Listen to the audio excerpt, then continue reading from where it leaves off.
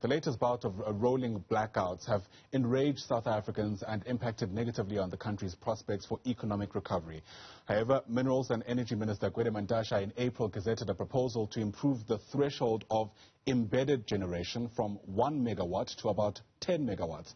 So embedded generation refers to the small-scale production of power connected within the electricity network. So by easing licensing requirements for embedded generation, additional capacity for the grid could come online virtually immediately. The added benefits could include less reliance on the national grid and reducing the risk of load shedding while also securing energy-intensive businesses. Get your sense of how this can work. Maloba Tshehla is the deputy spokesperson for the South African Photovoltaic Association. He joins us now via our video link. Maloba, great to chat to you. Thanks very much indeed for making time for us. I want to start perhaps with the broader issues that accompany the raging debate around electricity supply in our country.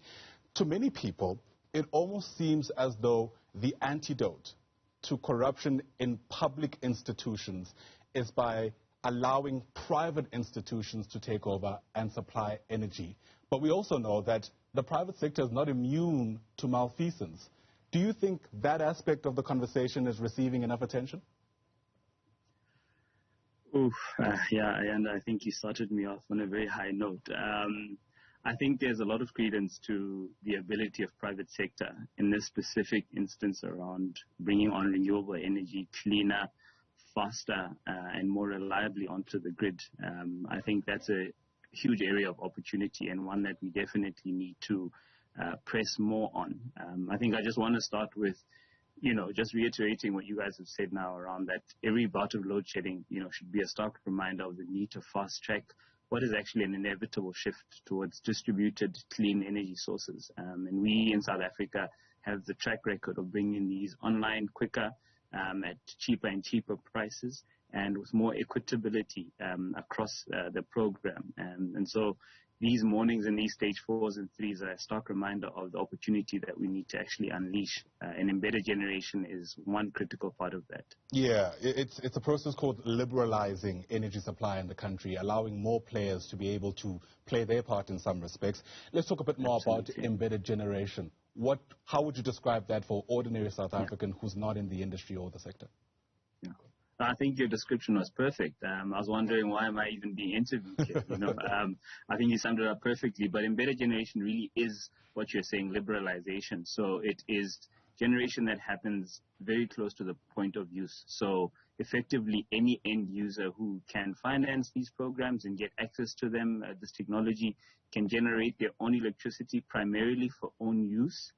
And then if in the instances that there's excess, it can export onto the grid, either supplying back to the municipality or to Eskom, depending on who is their supplier. And what embedded generation really does in the context of South Africa, where over the past 10 years we've seen, some estimates at over 500% increase in electricity, is that people can lock in their future price of electricity, or at least a portion of it. And if you think of businesses, this is part of their OPEX.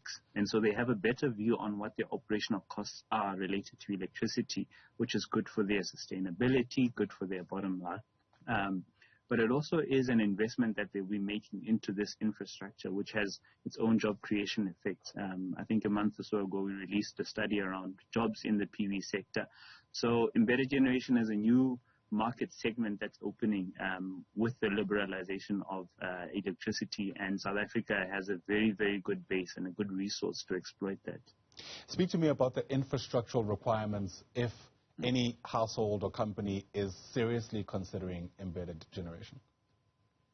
Yeah, so as it stands, we're actually seeing a lot of it. There's been an increase, a huge increase in embedded generation installation. And I think some of the figures we saw last year is that South Africa was, I think, 6th in the world for either battery storage market or embedded generation market as a whole. So there's incredible potential. And at the stage that we're at, especially with this 10 megawatt limit, which of course we are crying and pushing for it to be increased to even 50 megawatts, is that all people need are developers to come install solar PV systems, install adequate inverters that connect them to the grid or control the flow of electricity between the grid supply and their own embedded generation supply. Other than that, at many instances, there isn't much need for, let's say, the municipality or for ESCOM to put on much more infrastructure.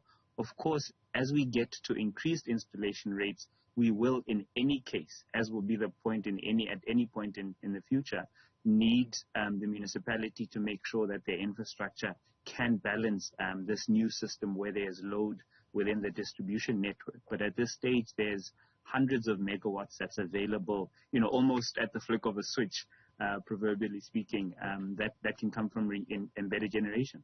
Yeah.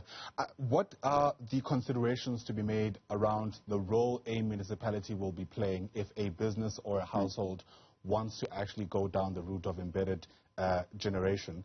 I'm asking this question because, that might very easily be what the bottleneck becomes, isn't it? The red tape around this.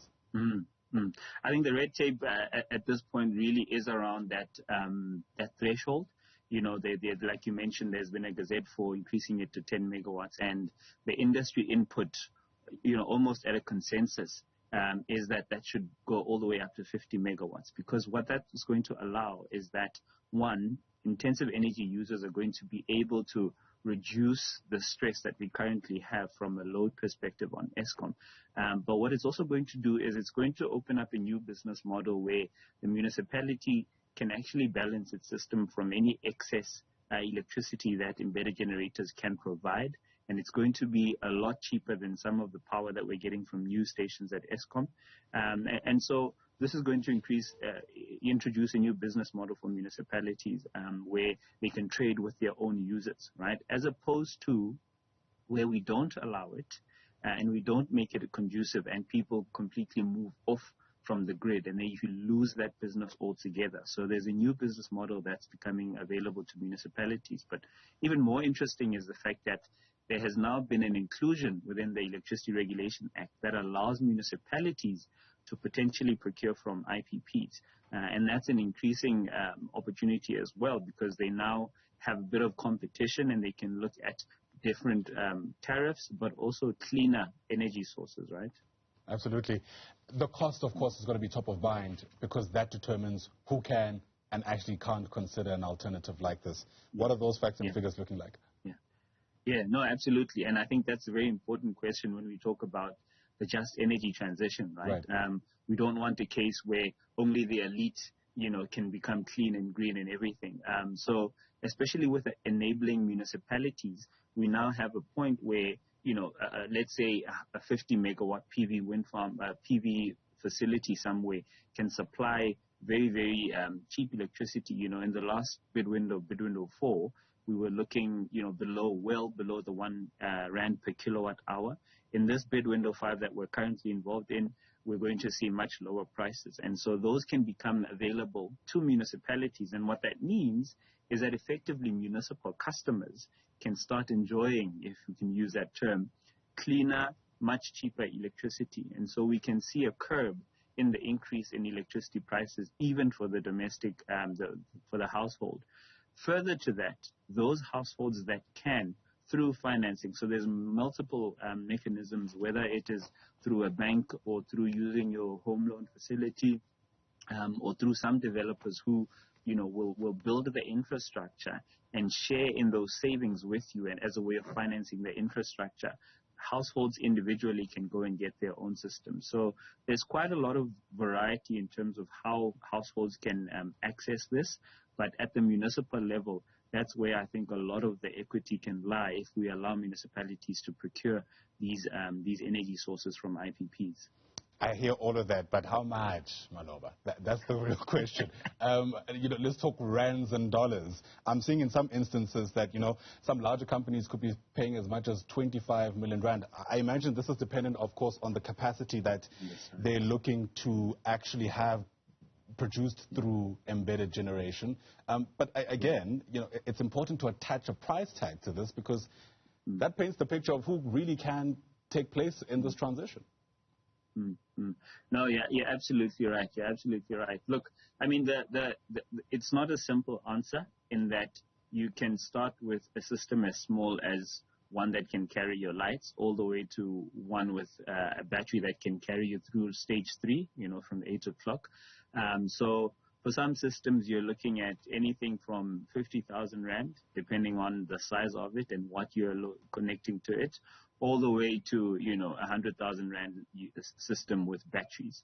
And so it will depend on the size of the household. It will depend on how much of your load you are wanting to be independent of the grid on.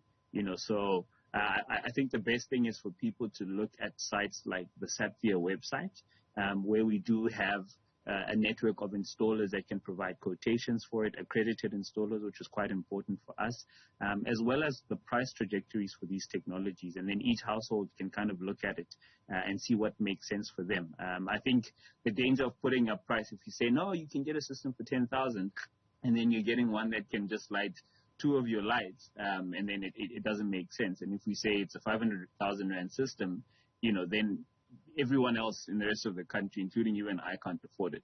So it's quite important for everyone to make that analysis. But it is a modular system, so you can start small and over time keep increasing it, which is another benefit of it.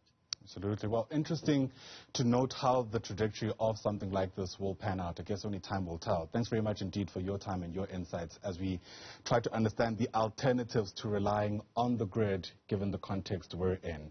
Maloba Tshehla is the Deputy Spokesperson for the South African Photovoltaic Association, otherwise known, of course, as Sapphire. Thanks very much indeed once again.